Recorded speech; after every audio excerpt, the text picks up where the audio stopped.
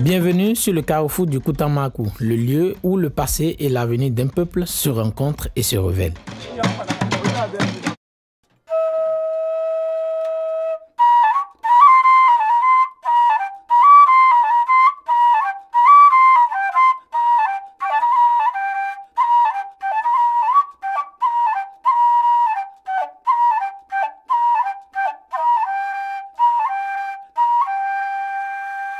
Je voudrais maintenant qu'on parle un peu du rôle de la famille paternelle. C'est vrai, vous avez évoqué déjà des cas, mais quand on entre encore un peu plus en profondeur, quels sont les devoirs du père et des oncles paternels, envers les enfants?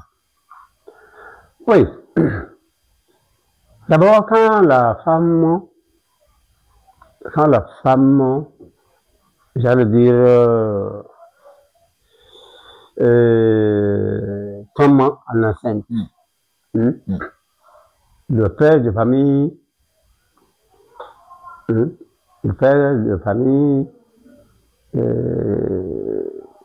j'allais dire, les parents de son mari entament une série de consultations. Les parents du mari? Oui, entament une série de consultations chez le devin. D'accord.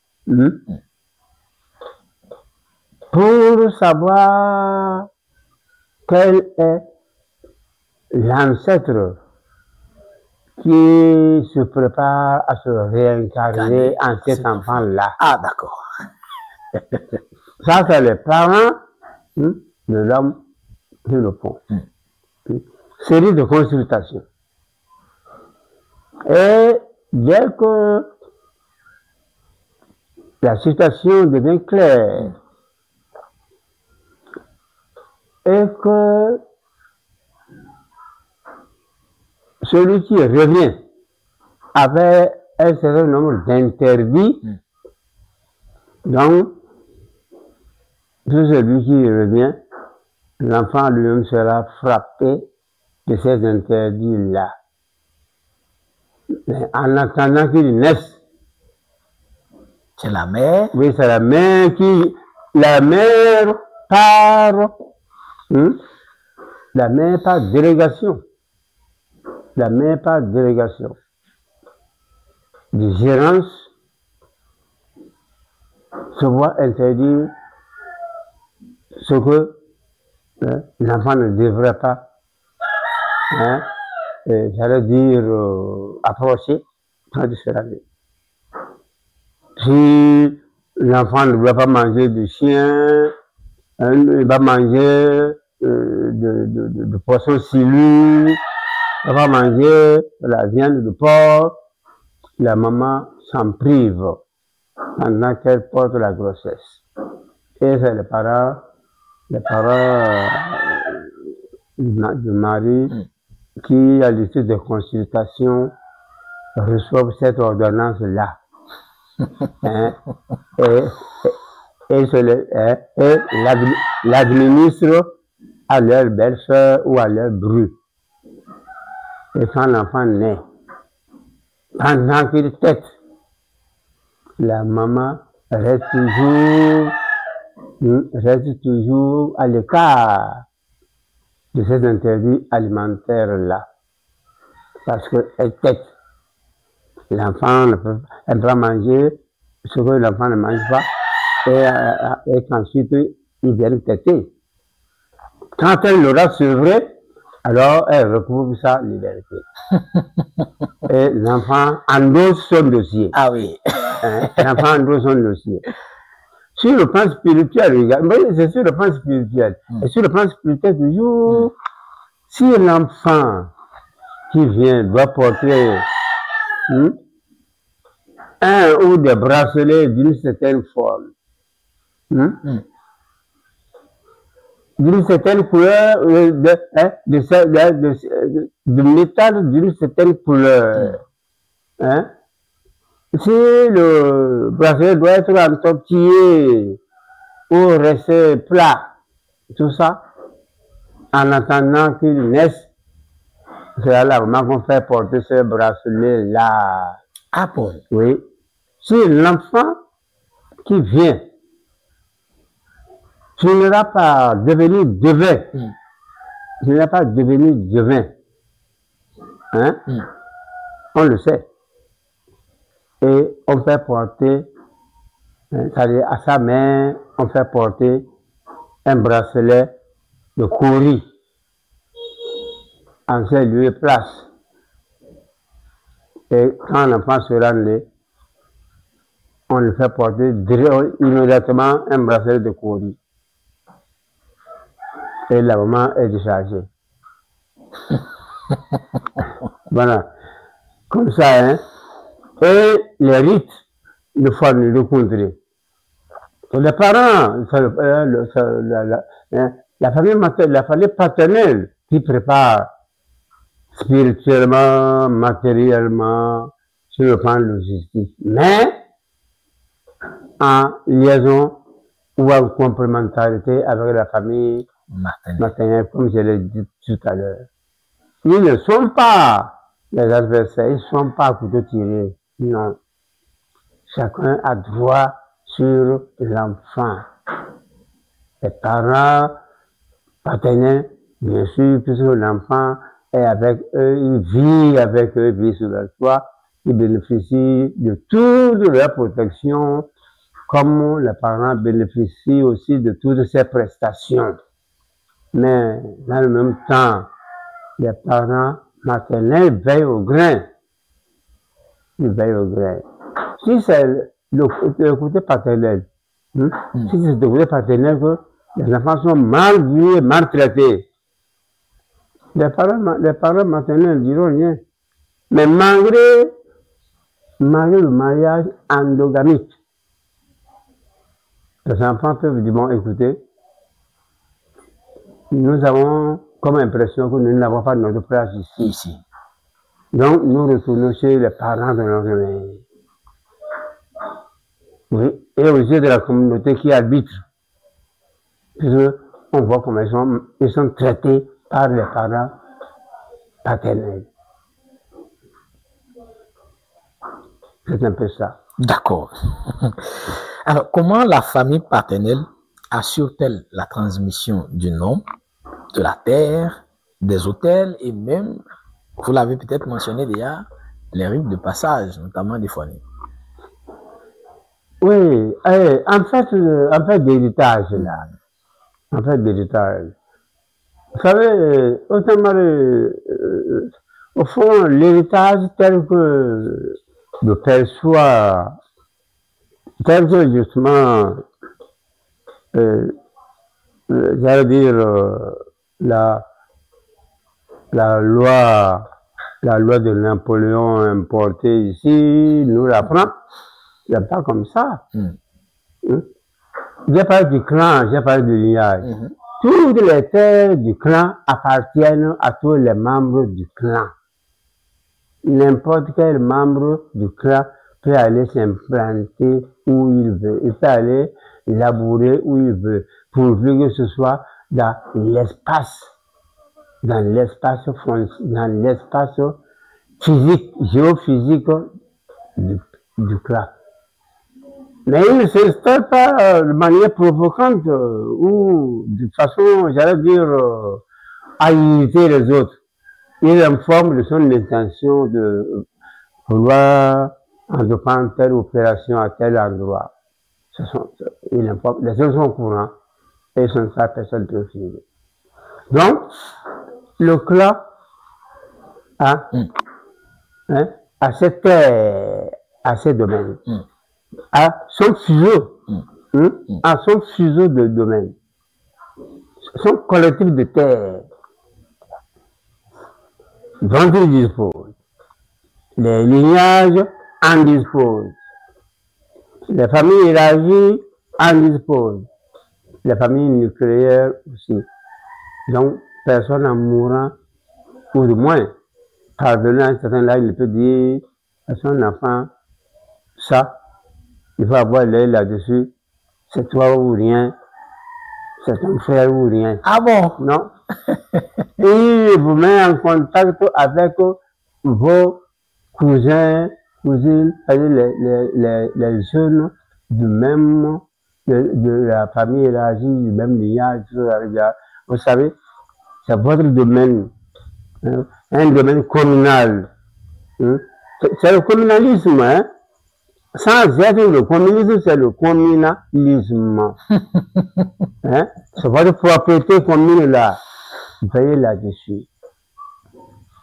Veillez là-dessus. Même les bœufs, à l'époque, les bœufs, un troupeau de bœufs appartenait à la famille élargie, Ah bon? Oui, pas à la famille nucléaire. Parce que c'était hérité des parents. Et quand on abattait un bœuf, on savait à qui revient telle partie, tel quartier de la bête. À qui revient cette partie-ci, parce qu'il représente telle famille nucléaire au sein de la famille élargie. Il y en a qui reçoivent, on sait qui doit recevoir la cuisse, qui doit recevoir l'autre cuisse, qui doit recevoir le bras, qui l'autre bras. Et enfin, la croupe. Celui qui reçoit la croupe, c'est le plus âgé de la famille élargie. C'est lui qui reçoit la croupe. Vous dites où? C'est lui. Ça, c'est pas discutable. Non. Il n'est pas question de prendre les armes pour ça. On ne gagne pas pour ça. C'est l'histoire. Qu'il soit présent sur les lieux, qu'il ne soit pas présent, ça lui revient. Et à ce qui concerne maintenant les pattes postérieures là, c'est les aînés. Les fils aînés de chaque famille, soit nucléaire, de chaque famille nucléaire. Bien, hein? Les fils là, c'est les aînés qui reçoivent. Et quand l'aîné reçoit, à lui de répercuter la chaleur du partage sur ses jeunes frères. Hein? Le liage ou la famille élargie ne lui dit pas ce qu'il doit faire, il le sait. Et les cadets, quelque part, la famille la plus jeune, c'est eux qui reçoivent le bras. Et c'est un nombre de garçons, ils savent comment se répartir ce bras-là. Les femmes n'ont pas de titre dans ce partage-là. Mais les frères savent que ceux qui reçoivent, ils doivent prélever dans ce qu'ils ont reçu là, quelque chose pour donner à leur sœur.